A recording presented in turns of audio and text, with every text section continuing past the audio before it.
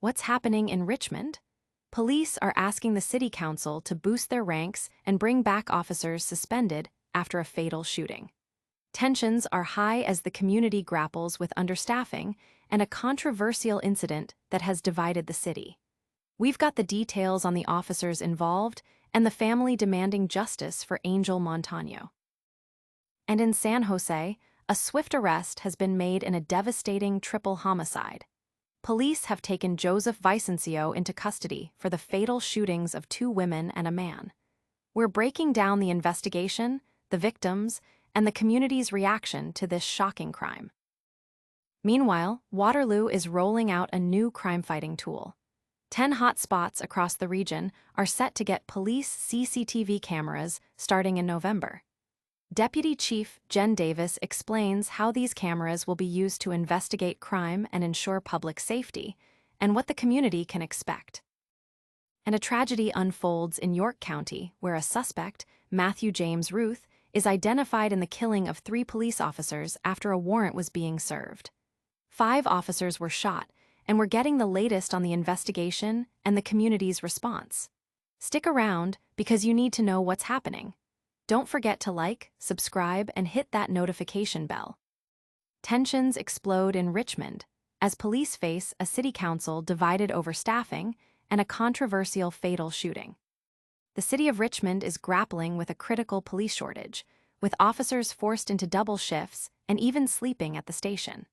But the situation boiled over at a recent city council meeting when LT George McLaughlin called for the return of 2 officers suspended after the fatal shooting of Angel Montano. This plea ignited a fiery exchange with Montano's family, who vehemently argued the shooting was unjustified. Body camera footage shows officers Nicholas Remick and Colton Stocking firing their weapons at Montano, 27, who was holding 2 knives. His cousin, Adrian Marcel, expressed outrage, stating that officers should have used de-escalation tactics, like a shield, to apprehend Montano instead of resorting to lethal force. He highlighted the profound grief his family is experiencing, contrasting it with what he perceived as the officers' dismissive attitude. The police union president, Benjamin Thuriault, pleaded with the council to address recruitment and retention issues, citing a grand jury report that found the department with 33 unfilled positions. Assistant Chief Timothy Simmons revealed officers are working 18-hour days, leading to burnout and a reliance on on-site sleeping quarters. SGT. Miles Bailey added that competitive pay and better support from city leaders are crucial to attract and retain officers, warning that failure to act will lead to slower response times and rising crime. Can you believe the chaos unfolding in Richmond? Stay tuned, because we're heading to San Jose next for a major development in a shocking triple homicide. A quick arrest brings a measure of closure to San Jose after a devastating triple homicide that rocked the city. Joseph Vicencio, 27, has been taken into custody and booked into Santa Clara County Jail without bail, following the fatal shootings of 2 women and a man. The victims have been identified as City Housing Department employee Max Ryan and Tara Lynn Taylor, a 26-year-old San Jose resident. The identity of the 3rd victim is still pending confirmation from the coroner's office. Mayor Matt Mahan expressed his heartbreak over the loss, particularly for the city employee, and confirmed that counseling services are being offered to the housing department staff.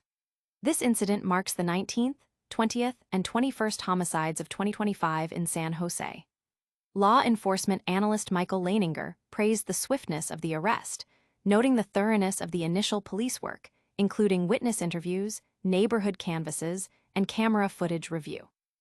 Vicencio has a prior arrest in 2019 for firing a gun on the San Jose State University campus, and authorities are working to confirm the outcome of that case. Residents in the Chynoweth Avenue neighborhood, where the victims were found, expressed their fear and unease, with one neighbor stating that such violence so close to home makes them feel vulnerable. Police are urging anyone with further information to come forward as the investigation continues. From the streets of San Jose to a new surveillance initiative, we're heading to Waterloo next, where new cameras are set to go live. Waterloo region is enhancing public safety, with the upcoming installation of CCTV cameras in 10 key locations.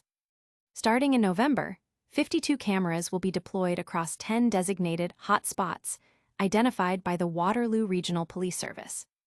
Deputy Chief Jen Davis clarified that these cameras will not be monitored live at all times, but will serve as a crucial investigative tool, providing footage for officers reviewing past incidents or, in specific circumstances, for live response to ongoing situations. This new system aims to streamline the evidence-gathering process, which currently involves a time-consuming effort to collect existing footage from private businesses and residents. Davis emphasized the transparency of the program, noting that clear signage with QR codes will inform the public about the camera's presence and direct them to the police service's website for more details. The decision on camera placement was informed by 3 years of crime data and community feedback, and the plan has been submitted to Ontario's Privacy Commissioner for assessment. Footage will be stored for 30 days and access will be restricted to trained personnel. Regional Chair Karen Redman acknowledged the extensive consultation involved in the project, while MPP Mike Harris called the cameras critical for real-time monitoring, quick responses, and evidence gathering. Police Chief Mark Crowell stated the cameras will be instrumental in addressing serious crimes like gun and gang violence, robberies, and break-ins across the region. The project is funded through a combination of the police service's budget and provincial grants. Waterloo is stepping up its game with technology, but a somber report from York County awaits us next, detailing a tragic loss of life. A community is in mourning, and a suspect is identified following a deadly shootout in York County that claimed the lives of 3 police officers. The incident occurred Wednesday afternoon in North Coderus Township when 5 officers, attempting to serve a warrant at a farm, were ambushed. Matthew James Ruth, 24, has been identified as the suspect in the killings. The names of the fallen officers have not yet been released, and the 2 other officers injured in the exchange are in critical condition at Wellspan York Hospital. Court documents obtained by Clipzy reveal new details about the events leading up to the shooting. Ruth, a resident of Penn Township, is named in these documents. The affidavit of probable cause is expected to shed more light on the circumstances surrounding the warrant and the subsequent confrontation. A news conference is scheduled for Thursday afternoon with the York County District Attorney and Pennsylvania State Police, which Clipzy will carry live. The community is organizing vigils to honor the fallen officers, reflecting the profound impact of this tragedy. The scale of the violence, involving multiple officers being shot while executing a warrant, has sent shockwaves through the region and the law enforcement community nationwide. What a day for news. We've covered a lot, but don't go anywhere yet. The wrap-up is coming right after this. And that's a wrap on today's top stories. We saw tensions rise in Richmond over police staffing and a fatal shooting, while San Jose made a swift arrest in a heartbreaking triple homicide. Waterloo is enhancing security with new CCTV cameras, and York County is reeling from the tragic loss of 3 police officers.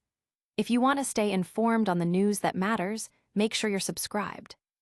Hit that like button, ring the notification bell so you never miss an update, and let us know your thoughts in the comments below.